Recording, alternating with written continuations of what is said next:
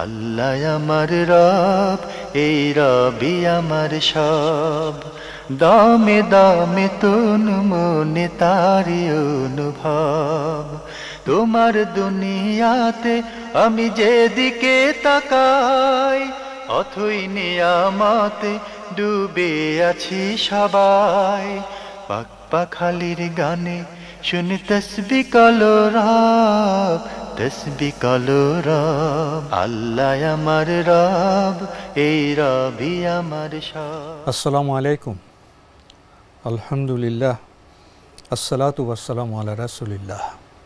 প্রিয় দর্শক, আপনারা যারা দেশে আছেন প্রবাসে, সবাইকে জানাই অনেক অনেক প্রীতি ও শুভেচ্ছা।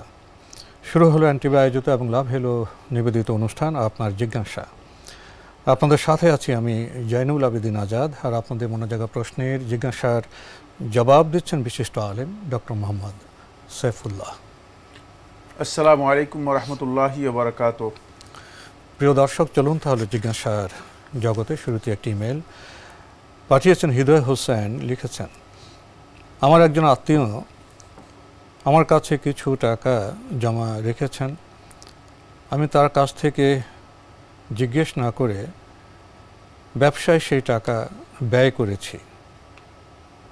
এটা কি ঠিক হয়েছে? ইসলামের দৃষ্টিতে ব্যাখ্যা করবেন? না, এই কাজটি বৈধ হয়নি, বরং আপনি আমানতের খেয়ানত করেছেন। রাসূলুল্লাহ সাল্লাল্লাহু আলাইহি ওয়াসাল্লাম হাদিসের মধ্যে ইরশাদ করেছেন, আয়াতুল মুনাফিকে সালাস, মুনাফিকের আয়াত আলামত হচ্ছে, নিদর্শন হচ্ছে তিনটি। ইজা ওয়াদা আখলাফ, যখন ওয়াদা করে খেলাফ করে। ওয়াইজা হাদ্দাসা কাযাব, যখন কথা বলে মিথ্যা বলে। ওয়াইজা উতুমিনা খান, যখন কোনো আমানত রাখা হয় খেয়ানত করে। আপনি নিশ্চিত মুনাফিকের এই আলামত আপনার মধ্যে পাওয়া গিয়েছে, এবং আপনি যে খেয়ানত করেছেন এর কাজটি আপনার শুদ্ধ হয়নি। আপনি যত দ্রুত সম্ভব তার আমানত তাকে পৌঁছিয়ে দিন, কারণ আপনার কাছে তার আমানত নিরাপদ নয়। এই ক্ষেত্রে আপনি গুনাহগার হবেন, তার কাছেও ক্ষমা চাইতে হবে এবং আল্লাহ তাআলার কাছেও ক্ষমা চাইতে হবে। কারণ কোনো ব্যক্তির কাছে কোনো আমানত রাখা হলে সেই আমানত তিনি কোনোভাবেই তাসাররুফ করতে পারেন না, কোনোভাবেই নিজের স্বাধীন ইচ্ছায় সেটা ব্যবহার করতে পারেন না। আর ব্যবসায় তো প্রশ্নই আসে না। সুতরাং আপনি যে কাজটি করেছেন এই কাজটি অত্যন্ত গর্হিত হারাম কাজ করেছেন, আপনার জন্য মোটেও বৈধ হয়নি, আর এটি মুনাফিকের লক্ষণ, ভালো লক্ষণ নয়। আমরা জানলাম বিষয়টি সম্পর্কে। প্রিয় দর্শক, আরও একটি মেল পাঠিয়েছেন জাহিদ সাভার থেকে। লিখেছেন, নামাজের সিজদায় কি দোয়া করা যাবে? সিজদায় দোয়া করার জায়গা, দোয়া করা যাবে কেন এই প্রশ্ন নয়। সিজদা হচ্ছে আম্মা সুজুদু ফাজতাহিদু ফিদ দুআ। রাসূলুল্লাহ সাল্লাল্লাহু আলাইহি ওয়াসাল্লাম হাদিসের মধ্যে ইরশাদ করেছেন, সিজদা এর মধ্যে তোমরা অধিক পরিমাণে দোয়া করো। সুতরাং সিজদায় দোয়া করা যাবে এই প্রশ্ন করার সুযোগ নেই। নামাজের সিজদা হচ্ছে দোয়া কবুলের জায়গা। রাসূলুল্লাহ সাল্লাল্লাহু আলাইহি ওয়াসাল্লাম বলেছেন যে, আকরাবু মা ইয়াকুনুল আবদু মির রাব্বিহি ফিস সুজুদ, অথবা ফি সুজুদেহ, বান্দা তার রবের সবচেয়ে কাছে যেই জায়গায় যে সময় পৌঁছে সেটা হচ্ছে বান্দা যখন সিজদায় তার সিজদা করে থাকে, তখন মানে তার সিজদার মধ্যেই সে আল্লাহ রাব্বুল আলামিনের সবচেয়ে কাছে পৌঁছেন। ফাকামিনুন আইয়ুস্তাজাবা লাহ, অন্য হাদিসের মধ্যে আল্লাহ নবী সাল্লাল্লাহু আলাইহি ওয়াসাল্লাম বলেছেন, ফাকামিনুন আইয়ুস্তাজাবা লাহ, যে তার দোয়া কবুলের সে একেবারেই কাছে পৌঁছে যায়, উপযুক্ত জায়গায় পৌঁছে যায়। সুতরাং দোয়া কবুলের অত্যন্ত গুরুত্বপূর্ণ জায়গায় যদি আপনি দোয়া না করেন, তাহলে কোথায় দোয়া করবেন? সিজদা হচ্ছে দোয়া কবুলের অন্যতম গুরুত্বপূর্ণ একটি সময় এবং স্থান। প্রিয় দর্শক, আমরা বিষয়টি সম্পর্কে জানলাম। একটি চিঠি, দীর্ঘ চিঠি, এক চিঠিতে 31টি প্রশ্ন পাঠিয়েছেন রফসান, গাজীপুর, ঢাকা থেকে।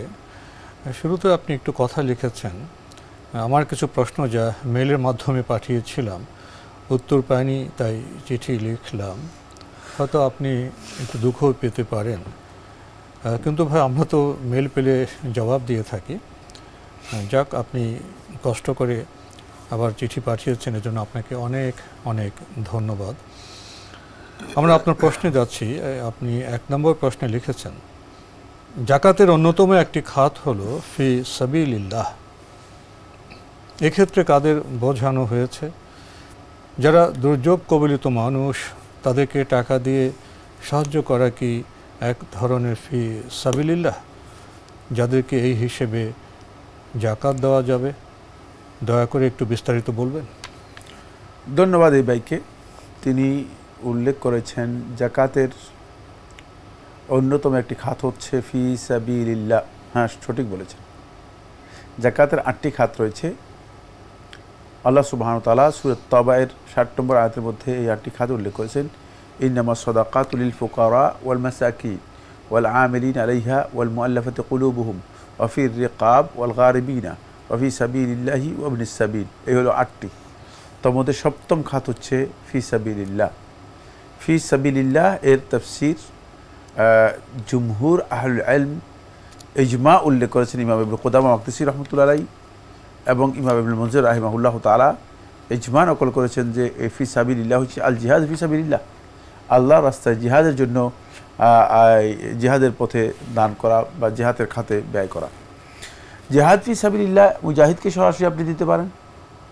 মুজাহিদকে জিহাদের জন্য প্রয়োজনীয় যে সমস্ত যুদ্ধাস্ত্র রয়েছে সেই যুদ্ধাস্ত্রের অথবা তার পাথেয় সংগ্রহ করে দিতে পারেন, অথবা মুজাহিদের পরিবারের লালন পালনের দায়িত্ব আপনি নিতে পারেন। মুজাহিদ তিনি জিহাদের জন্য যাবে, জিহাদের সুবিধা দেওয়ার জন্য তাকে এটা করতে পারেন। অথবা মানে ইসলামী রাষ্ট্রে জিহাদের জন্য যে প্রস্তুতি নেওয়া হয় তাকে, সেই প্রস্তুতির জন্য আপনি প্রস্তুতির কাজে আপনার মানে অর্থ দিয়ে জাকাত দিয়ে সহযোগিতা করতে পারবেন। জিহাদ ফি সাবিলিল্লাহকে প্রমোট করে যেই সমস্ত কাজ সেগুলোতে যদি কেউ সহযোগিতা করে তিনি করতে পারেন। যেমন তলাবুল ইলম অর্জন করা, এটা জিহাদ ফি সাবিলিল্লাহর কাজ।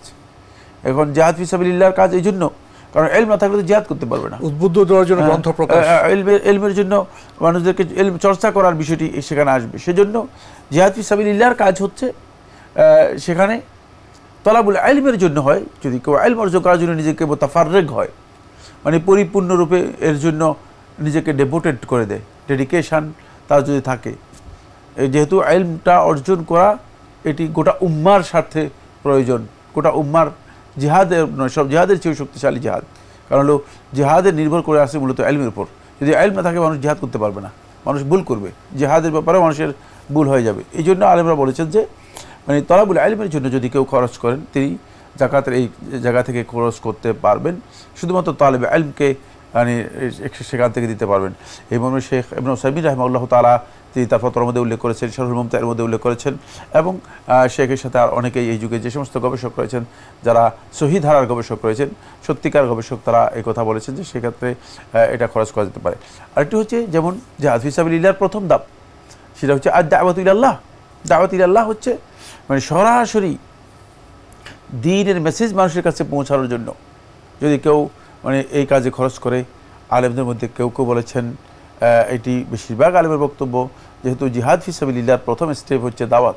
রাসূলুল্লাহ সাল্লাল্লাহু আলাইহি ওয়াসাল্লাম যেখানে জিহাদ জন্য যেতেন, আল্লাহ নবী সাল্লাল্লাহু আলাইহি ওয়াসাল্লাম প্রথমে তাদেরকে বলতেন যে আল্লাহর দিকে তাদেরকে দাওয়াত দিতেন, তবে সেটা অবশ্যই সরাসরি দাওয়াত ইলাল্লাহ, যেটা দাওয়াত ইলাল্লাহ হতে হবে, আর দাওয়াত ইলা তাওহীদিল্লাহি আযজা ওয়া জাল হতে হবে। সেটা কোনো দল বা গোষ্ঠীর দাওয়াত না, এটা আল্লাহর পথে, আল্লাহর পথে দাওয়াত হতে হবে, তাহলে সেখানে খরচ করতে পারবে।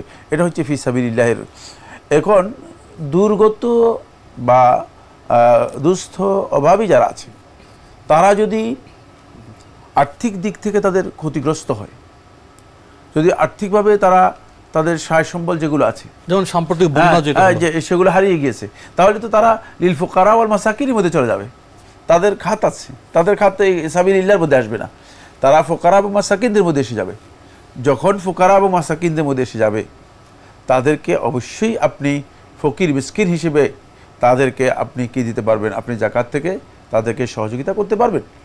বিশেষ করে যখন লোকেরা বন্যার কারণে, দুর্গত পরিস্থিতির কারণে, অথবা অনেক সময় দেখা যায় সুনামি, তারপরে এই সেই ইত্যাদির কারণে, যখন ভূমিকম্প ইত্যাদির কারণে যখন আশ্রয় কেন্দ্রে তারা আশ্রয় নেয়, তখন তো তারা আশ্রয় কেন্দ্রে আশ্রয় নিয়েছে, জীবন নিয়ে আশ্রয় নিয়েছে, হয়তো গতকাল সম্পদ নেই, হ্যাঁ নিঃস্ব। সুতরাং তারা ফকির এবং মিসকিনের যেই গ্রেড আছে, ফকির এবং মিসকিনের যে খাত আল্লাহ সুবহানাহু ওয়া তাআলা দিয়েছেন, সেই খাতেই মানে সেই খাতেই তারা জাকাত পাবে। তাদেরকে ফি সাবিলিল্লাহর খাতে যাওয়ার কোনো প্রয়োজন নেই। ফি সাবিলিল্লাহর খাতকে যারা এনলার্জ করেছে, এক্সপ্লেইন করে মন মতো মানে টাকা, জাকাতের টাকা নিয়ে যাওয়ার জন্য চেষ্টা করেছে, তাদেরকে একটি বিষয় জানতে হবে, সেটা হচ্ছে এই ফি সাবিলিল্লাহর এই খাতকে আল্লাহ সুবহানাহু ওয়া তাআলা 7ম গ্রেডে উল্লেখ করেছেন, 7 নম্বরে উল্লেখ করেছেন। অথচ এটা হচ্ছে ইসলামী রাষ্ট্রের জন্য প্রথম গ্রেড, ইসলামী রাষ্ট্রের জন্য প্রথম গ্রেড, কিন্তু জাকাতের জন্য সপ্তম গ্রেড। জাকাতের জন্য কেন সপ্তম গ্রেডে উল্লেখ করেছেন? কারণ হচ্ছে এর আগে একদল লোক আছে যাদের নিডসগুলো তাদের ব্যক্তিগত জীবনযাপনের জন্য অপরিহার্য। আমরা ভাই রাফসান আপনার চিঠি পড়ছিলাম, আপনি আরও লিখেছেন, একজন নিরক্ষর মানুষ কতটুকু সময় পর্যন্ত একজন আলেম বা মাযহাবের তাকলিদ করতে পারবে? দিনের আকীদা, হালাল এবং হারাম এবং অন্যান্য গুরুত্বপূর্ণ বিষয়গুলি যা একজন মানুষকে মুসলিম এবং মুমিন হিসেবে বহাল রাখে আর জান্নাতের দিকে এবং জাহান্নাম থেকে দূরে রাখে, ওই বিষয়গুলি কি ওই নিরক্ষর ব্যক্তি সময়ের সাথে সাথে শিখতে বাধ্য নয়? নিরক্ষর ব্যক্তি যার কাছে অক্ষর জ্ঞান নেই, তিনি হালাল হারামের মৌলিক এই বিষয়গুলো জ্ঞান কীভাবে অর্জন করবেন? প্রশ্নই আসে। তিনি সর্বোচ্চ চেষ্টা করবেন সেটা হলো এই, তিনি একজন আলেমের কাছ থেকে তার প্রয়োজনীয় যে জ্ঞান জানা দরকার সেই জ্ঞানগুলো জেনে নেওয়ার জন্য চেষ্টা করবেন, এবং সেই অনুযায়ী তিনি ওই আলেমের দিক নির্দেশনা অনুযায়ী তিনি আমল করবেন। তিনি কোনো মাযহাবের তাকলিদ করবেন না, কারণ মাযহাবের তাকলিদ করা তার জন্য বৈধ নয়, মাযহাবের তাকলিদ করার তার সুযোগ নেই। কারণ মাযহাবের তাকলিদ করবে কিভাবে? মাযহাবের তাকলিদ করতে হলে তাকে এক নম্বর বিষয় হলো তাকে কনফার্ম হতে হবে যে মাযহাবের বক্তব্য হচ্ছে এই, তিনি কোথা থেকে এটা বের করবেন? তিনি যে ইমাম, আলেমের কাছে যেতে হবে, এটা আলেমের পক্ষে সম্ভব নয়। অনেক আলেম আছে তাদের কাছে সম্ভব নয় যে তিনি তাহকিক করে কথা বলতে পারবেন যে এটা মাযহাবের বক্তব্য। সুতরাং কোনো নিরক্ষর সাধারণ মানুষ যারা রয়েছে তাদের মানে মাযহাব হচ্ছে, তাদের দিন হচ্ছে, তারা অনুসরণ করবে শুধুমাত্র তিনি যে মুফতিকে মনে করবেন যে নির্ভরযোগ্য কোরআন হাদিসের জ্ঞান আছে তার কাছে, ওই ব্যক্তির বক্তব্যকেই তিনি অনুসরণ করবেন। তিনি কোনো মাযহাবে তাকলিদ করা তার জন্য জায়েজ নেই, তার জন্য তাকলিদের কোনো বৈধতাই নেই। তাকলিদ করতে গেলে তিনি মাযহাব সম্পর্কে জানতে হবে। 2 নম্বর হচ্ছে তিনি যখন মাযহাব সম্পর্কে জানতে যাবেন তখন তাকে অবশ্যই মাযহাবের মধ্যে যে ইখতিলাফ রয়েছে সেই ইখতিলাফ যখন পাবেন তখন তিনি কিভাবে অগ্রাধিকার দিবেন? তিনি তো সেটা অগ্রাধিকার দিতে পারবেন না। এই জন্য তার এখানে কোনো কাজই নেই। তার এখানে কাজ হচ্ছে একটা, সেটা হলো ফাসআলু আহলাদ যিকরি ইন কুনতুম লা তা'লামুন, যদি তোমরা না জানো আহলুদ যিকর, যাদের কাছে জ্ঞান আছে, যারা জানে তাদের কাছে প্রশ্ন করো, প্রশ্ন করে জেনে নাও, এই যথেষ্ট। তিনি শুধুমাত্র এতটুকু জেনে নেবেন, এটাই তার জন্য যথেষ্ট। এই ক্ষেত্রে তার জন্য একটি বিষয় খুবই অপরিহার্য, সেটা হচ্ছে এই, যখন তিনি জানবেন কোনো মাসআলার মধ্যে কোরআন এবং হাদিসের সুস্পষ্ট বক্তব্য এটি আর প্রচলিত আমল এর বিপরীত। সুস্পষ্ট বক্তব্য হচ্ছে কোরআন এবং হাদিসের মধ্যে এটি, কিন্তু মানুষের মধ্যে প্রচলিত যে আমল আছে সে আমল এই ধরনের ভিন্ন, অথবা তিনি যেই ফতোয়া নিয়েছেন তার ফতোয়ার মধ্যে মানে কোরআন এবং হাদিসের বক্তব্য অনুযায়ী মানে তুলনামূলকভাবে তিনি বুঝতে পারছেন যে এটি সঠিক নয়, এটি সুস্পষ্ট লঙ্ঘন হাদিসের অথবা রাসূলুল্লাহ সাল্লাল্লাহু আলাইহি ওয়াসাল্লামের নির্দেশনার। তার এই অবস্থায় তার উপর ওয়াজিব হবে যেটাকে তিনি তার বিবেক দিয়ে মনে করবেন যেটা শুদ্ধ, সেটাই অনুসরণ করবেন। সেই জায়গায় তিনি অবশ্যই অনুসরণ করতে হবে। এক্ষেত্রে কোনো আলেমের বক্তব্য যদি অনুসরণ করেন আর যদি ভিন্ন একটি বক্তব্য অনুসরণ করেন, এতে কোনো সমস্যা নেই, এতে কোনো সমস্যা নেই। দলিলের জন্য হতে হবে, কোনো প্রবৃত্তির কারণে নয়, সুবিধার জন্য নয়। প্রবৃত্তির কারণে হলে তাহলে কিন্তু গুনাহগার হবেন। আর যদি দলিলের কারণে হয়ে থাকে, দলিল গ্রহণ করার জন্য, দলিলের কারণে যে বক্তব্য দলিলের দিক থেকে বিশুদ্ধ, এই বক্তব্যই আমাকে গ্রহণ করা দরকার, তাহলে দলিলের ভিত্তিতে যদি তিনি আরেকটি বক্তব্য গ্রহণ করেন সেটা তার জন্য গ্রহণ করতে হবে যখন প্রমাণিত হবে তার কাছে যে দলিলের ভিত্তিতে এই বক্তব্য শক্তিশালী। কিন্তু তিনি সম্ভব হলে জ্ঞান অর্জন করার জন্য চেষ্টা করবেন, আর সম্ভব না হলে জ্ঞান অর্জন করা তার জন্য মানে যেহেতু সহজ নয়, কিন্তু জ্ঞান অর্জন করা তো ফরজ। কিন্তু যদি তার পক্ষে সম্ভবই না হয়, যেমন এমন ব্যক্তি যে তিনি জ্ঞান অর্জন করার কোনো সুযোগ তার নেই, নিরক্ষর, একেবারে নিরক্ষর, পড়ালেখাও জানেন না, কিছুই জানেন না, তিনি চেষ্টা করবেন অন্ততপক্ষে আলেমদের কাছ থেকে শোনার জন্য, তাদের কাছ থেকে জানার জন্য, এতটুকুই তার জন্য যথেষ্ট। কারণ আল্লাহ সুবহানাহু ওয়া তাআলা মানুষদেরকে মানুষের সাধ্যের অতিরিক্ত আল্লাহ রাব্বুল আলামিন কোনো তাকলিফ, কোনো দায়িত্ব ভার দেন না। লা ইউকাল্লিফুল্লাহু নাফসান ইল্লা উসআহা। আল্লাহ সাধ্যের বাইরে কাউকে প্রশ্ন করবেন না। ইসলামে আসলে কাঠিন্য নেই, সহজ বিষয়। তবে আমাদের সহজ বিষয়কে সহজভাবে জানতে হবে, বুঝতে হবে, উপলব্ধি করতে হবে। ভাই আপনি আরও লিখেছেন, অনেক সময় দেখা যায় টিকিট দিয়ে চালিত বাস কোম্পানিগুলোর কন্ট্রাক্টর বা হেল্পার টিকিট ছাড়াও যাত্রী ওঠান, এবং এক্ষেত্রে মোটামুটি সব বাসই কম আর বেশি এই চর্চা করে। কোনো বিশেষ অবস্থায় ওই উপরোক্ত নিয়মে আমরা কি ওই বাসে যাত্রী হিসেবে উঠতে পারবো? এক্ষেত্রে বাস মালিকদের হক কি ওই কন্ট্রাক্টর বা হেল্পাররা নষ্ট করছেন না? ধন্যবাদ আপনাকে। আপনি যদি কোনো প্রয়োজন হয় আপনি ওই বাসে উঠতে কোনো বাধা নেই। বাস মালিকের বিষয়টি কন্ট্রাক্টরই বুঝবেন। কন্ট্রাক্টর যদি এ ধরনের কাজ করে থাকেন যেটা অবৈধ, এর জন্য কন্ট্রাক্টর আল্লাহ তাআলার কাছে অবশ্যই মাসউল হবেন এবং কন্ট্রাক্টর এই হক আদায় করে দিতে হবে। কিন্তু আপনার মানে এই বিষয় নিয়ে মানে বিবেচনা করার দরকার নেই, কারণ আপনি আপনার পরিস্থিতি হচ্ছে এই যে আপনাকে গাড়িতে যেতে হবে। এখন আপনি যদি এভাবে করেন তাহলে আরেকটা গাড়িতে উঠতে পারবেন না, কারণ মানে বাস মালিকদের সাথে এই চর্চা প্রায় সব বাসে আছে।